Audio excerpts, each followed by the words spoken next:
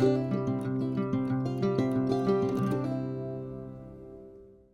morning. This is Brian from Brian's Budget Bonsai, and it's the 3rd of July, the day before Independence Day, if you're seeing this in the great old USA. And I don't get a chance to say that you guys all have a happy 4th of July. Today we're going to do a couple quick things. Again, I want to make sure I don't make myself late for work, and I also want to make sure I get through some stuff. We're trying a black backdrop today to see if whether or not this helps with the visibility of things. And we're going to do some down and dirty quick pruning today on some things, just to kind of get them into shape and cut down on their foliar mass so that they don't take up too much water during these hot summer days. It's still hot and it's still muggy, but it is summer in the Carolinas, so what are you gonna expect, huh? But I'm going to focus on this today. This is our Sizzling pink fringe flower. Get a little close up on that one. I have this is essentially a bush, and bushes actually make pretty good like starter bonsai. Oop, stand. There you go. Bush species do make pretty good starter bonsais because they backbud like crazy. I mean, you cut them back to bare wood and they're going to put a whole bunch of branches, which is great if you want like, a bunch of branches to choose from or short ramification. But of course, they can get out of hand a little bit here. And believe it or not, there is a trunk in there, and that's the basic structure right there of our tree. And we want to do is first maybe cut this back real like to give it basically a haircut. Now, in the past, you may have heard me say that most bonsai have a conical shape to them, or an offset triangular shape. And that is a lot of the traditional bonsai, but there's also been a lot of push towards not making everything look the same. There's a whole bunch of different styles of bonsai. There's the formal upright, which is what we think more of like the Christmas tree shape, where it's a straight trunk and tapered, wider at the base, narrow at the top. There's also kind of like an umbrella canopy where you have a little bit more of a rounded shape. That could be anywhere from a slight curve to more of a rounded curve. And one of the good things for you to do as a beginner bonsai is to start looking at trees. Trust me, don't do it while you're driving, because that's distracted driving. And I have hit the rumble strips more than once looking at trees while driving, and that's not safe. So, but a lot of them don't, very few of them actually have that conical shape. And even some of the more mature pines, you'll see that they have sparse branching at the bottom and then a rounded canopy at the top when they're mature. They're sometimes only cones when they're young. So if you want to make a tree look like an old tree, sometimes you have to replicate what that's going to look. Now, this is going to look more like what you would expect to see, what they call a broom style, where you have a single trunk and then have a bunch of branches like coming up in different directions like that, like you would expect a broom to be. And they tend to have a more rounded canopy. So what we can do with this, first of all, is basically give this a profile prune, where you kind of go and take everything off the top, and then from there you can go in and select branches that you want and don't want. Getting rid of crossing branches, double branches, trying to go from having, ideally you would want one branch going into two branches going into four. So if you have a place that's got like 3 to 5 or 6 branches coming out from one spot, you got to kind of select for those. But the profile prune allows you to kind of like say, okay, this is the general shape, and then we're going to refine once we get the general shape. Now, part of my desire to do that is I got a new toy. One of the guys that I watch a lot is a guy named Tom Nowak. He has a bonsai channel called Groomed Bonsai for Seniors. He's from my old hometown, so I got a place in my heart for him. But he swears by these type of brand tools, ironwood tools. So I'm not a sponsor here yet, but I thought I'd give these a try, and I saw these on the website, and I had to have them. They were basically shears, like the old-fashioned sheep shears, but they also work really good for trimming bushes here real quick. So what I'm going to do is basically give this a shearing haircut, and then we're going to see where we go from there. So let's just start off. It makes such a satisfying noise. There we go. And this gets this thing down to a profile. And remember, for a species like this, I don't have to be too careful about pruning because it'll always come back. You can prune these things down to bare wood, and they'll just shoot out a bunch of branches lower down than that. So a little off the top, sir.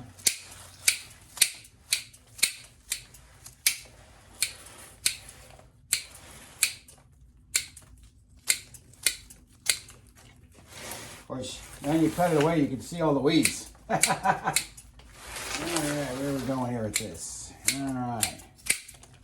Get all the debris off. And you see that already kind of gets you into a general profile of where your tree wants to be. And kind of trim it back a little bit. Again, we're going to want this to be kind of like you would expect to see, almost like, you know, that kind of lone tree out in the middle of a field. It's got a rounded canopy on it. All right, so that's probably enough with the shears, but you see they've got this down. I'm going to move this out of the way because I realize that's kind of spoiling the view. That's my bucket of chopsticks and other things for working soil. When we do repotting, you'll be using a lot of those. You can use almost any type of stick for doing all that type of stuff. You know, traditional chopsticks. My wife gave me some of her old sewing needles that she doesn't need, or crocheting needles, I should say, and those work pretty good. All right, but I'm getting off topic. Now what we're going to do is going to go in there and we're going to go and select some stuff in there. Alrighty. Let's see. First of all, we want to make sure we can see the trunk, and there's a few things that are in the way from that. So we're going to go back and we're going to do some pruning to see if we can make sure that that trunk is a little more visible to the viewer. And see, that one's growing right towards the center. We don't want to have that. All right. So that immediately kind of opens up. Get some of those inner branches out. It opens up the whole viewpoint of the tree. And you can see right now, it's like, oh yeah, well, there's a nice little trunk in there. And there's some nice flaring roots at the root base. Now you'll occasionally hear me refer to things in their traditional Japanese words. And sometimes you'll just hear me just use more common words that we're all familiar with. You know,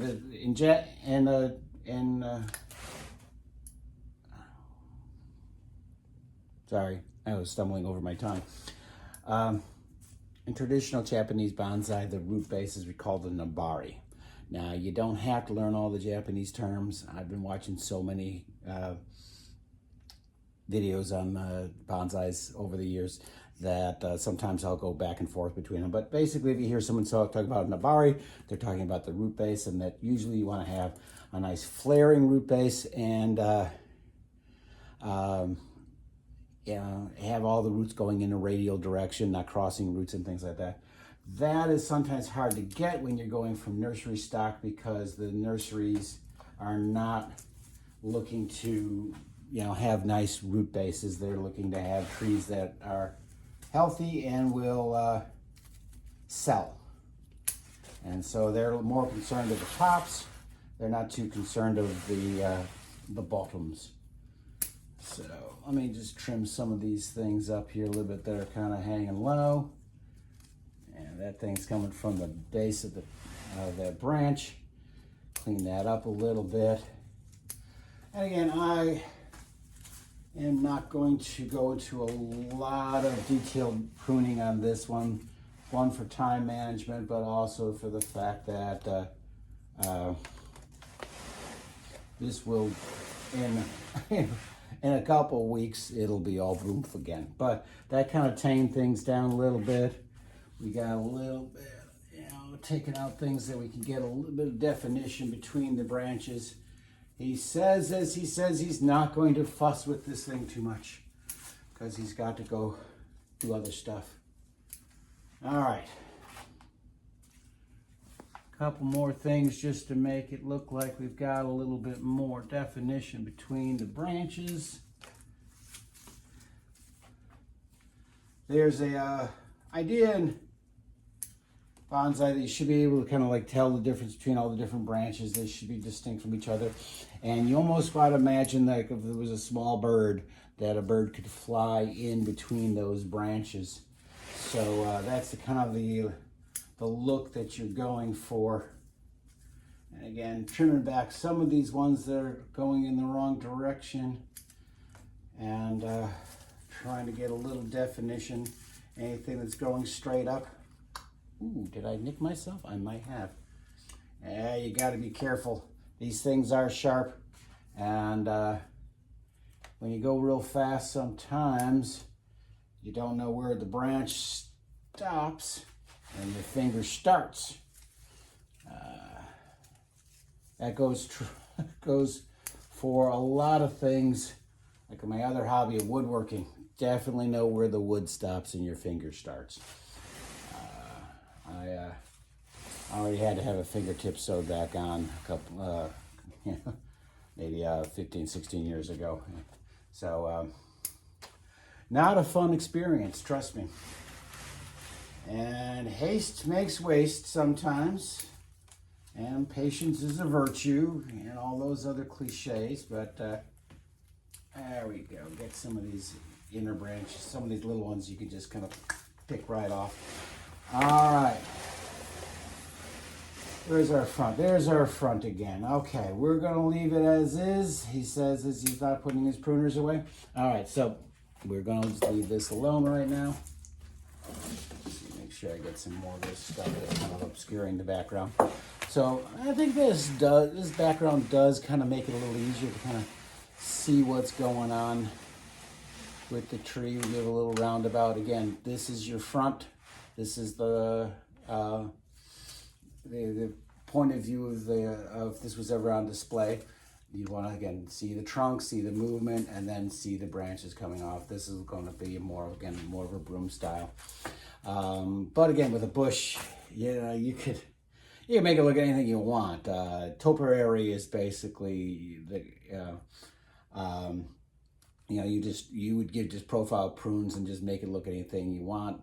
From a cone to a ball to a bunny rabbit, if you wanted to, depending on how diligent you are with your pruning. All right, so we're moving on to the next thing now. All right, next is a privet. Now these, privets are very common as a hedging material. But they also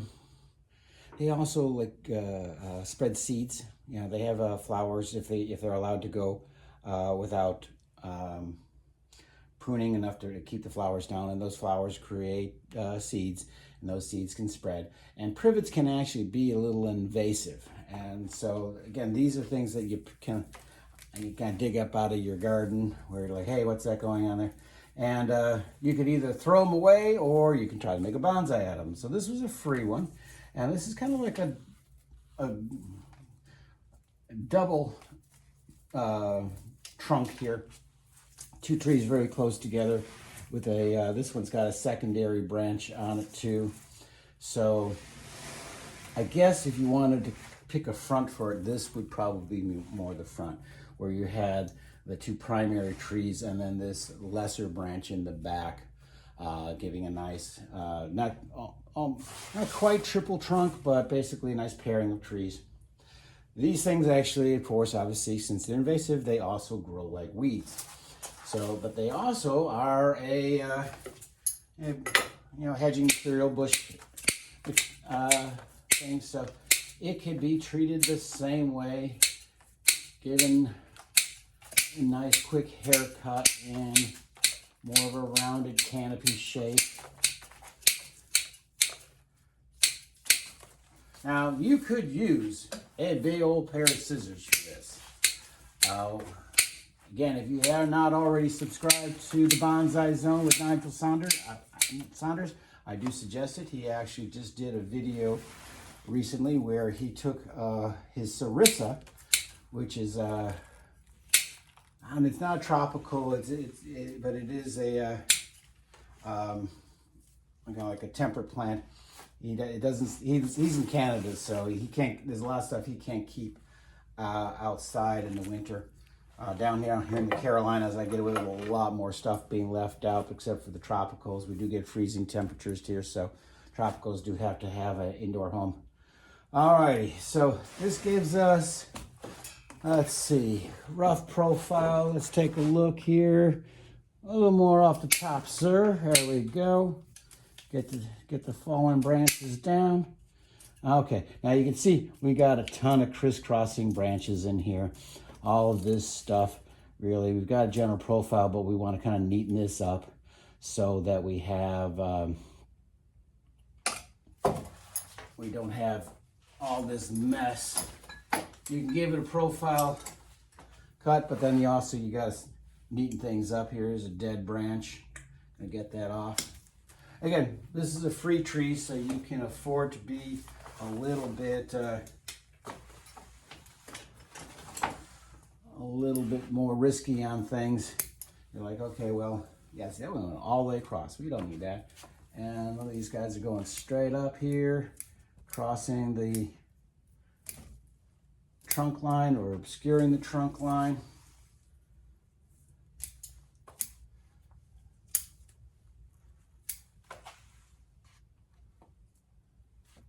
Yeah, see, we got some crisscrossing branches. I like this one, but this one's going straight up. We don't want that. Okay. And again, you could spend a lot of time just looking at this and deciding what you want to do, or you can just go and go off with its head.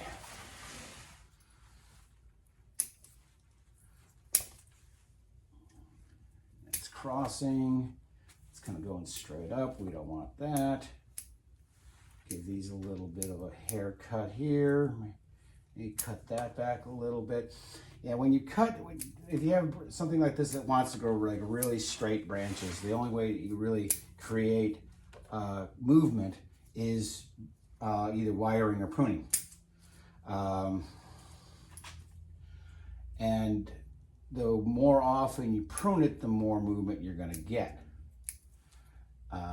If you just let this run out, you're going to have a real long straight branch. That's not going to be have very much interest in it. But if you give it a little pruning here and there, this is an interesting thing here. I don't know if you can see how well you can see this here, but the situation where you have opposite branches, and that's again aesthetically not pleasing. You want to have staggered branches if you can. Some trees just stagger their leaves left, right, while Other ones they always come out in pairs right next to each other. So I believe this one, you can see, like when they have their leaves are paired. And ideally, if you had something where you had branch leaves like this, that would allow for alternating branch structure, which is a little bit more pleasing to the eyes than having things that look like handlebars or mustaches. So what we're going to do, I don't know how well that is going to show up back there. Again, my eyeballs see it better than the camera does. But we're going to trim off some branches that are on the direct opposite side of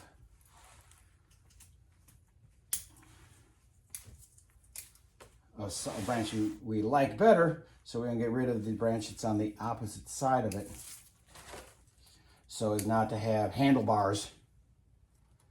And occasionally we'll trim back for, to get that taper, or just make sure things are heading the right direction.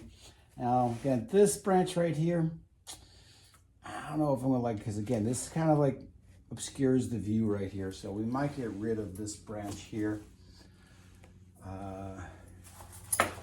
And again, there's gonna probably, after I make a cut, get some of these nubs off. After you make prunes, sometimes they'll die. You'll have some dieback and they'll leave little nubs. Those can go back and cleaned up after they've died back. Like right here, a nice old gold stub there, get rid of that. Again, that just neatens up the tree. Makes it look a little bit more natural. All right, so we're gonna leave that alone. We're gonna probably, I know I've talked about putting the putty on. There's some cuts that are putty worthy. Where did I put my water bottle? Oh, there we go, I hit it on myself. Again, you can use this duck seal. Tom from Bonsai, for seniors. He had some pretty good other cheap ideas. He covers these things with good old cheap lipstick. Also, he says he's used it for years, and it's like, get it from the dollar store, it's dirt cheap. Doesn't even matter what color you're using. He's partial to red.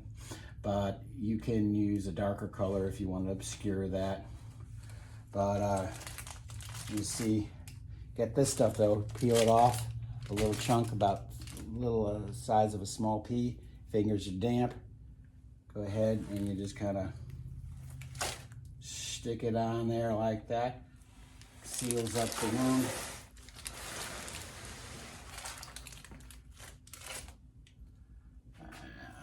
Again, as long as it's not too big of a wound, too small of a wound, you'd say this stuff works better on the larger wounds. I've covered up whole chunk chops with this stuff before. You just gotta wet your fingers so that it sticks to the tree, not you. All right.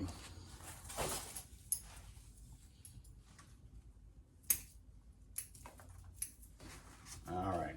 I know. I keep on saying I'm going to put it away. This one.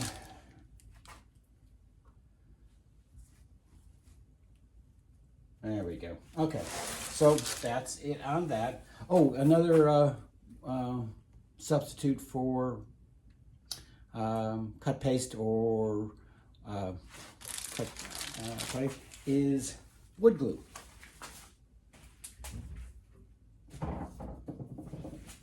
This stuff. This is actually waterproof, interior, exterior. Again, not a sponsor. Maybe if I wanted to go like, okay, there we go. Most people know, you guys will know what this stuff is. But yeah, this stuff, you probably got it already in your house, and it'll work just fine to seal up these wounds. I've also seen Nigel Saunders use, I think I may have mentioned this, rubber cement, which also works well. All right, so we're going to call it a day today on that. I'm going to make sure that I don't make myself late for work. I've enjoyed reading all your comments. I'm trying to at least give you a like or a love or a heart or whatever it is on there. Maybe make a comment on there in between things. But I'm enjoying the interaction with y'all out there. Hopefully keep it up. Hopefully I keep on making things that you like. And in the meantime, I'll see you guys next time. Y'all stay cool and happy bonsai.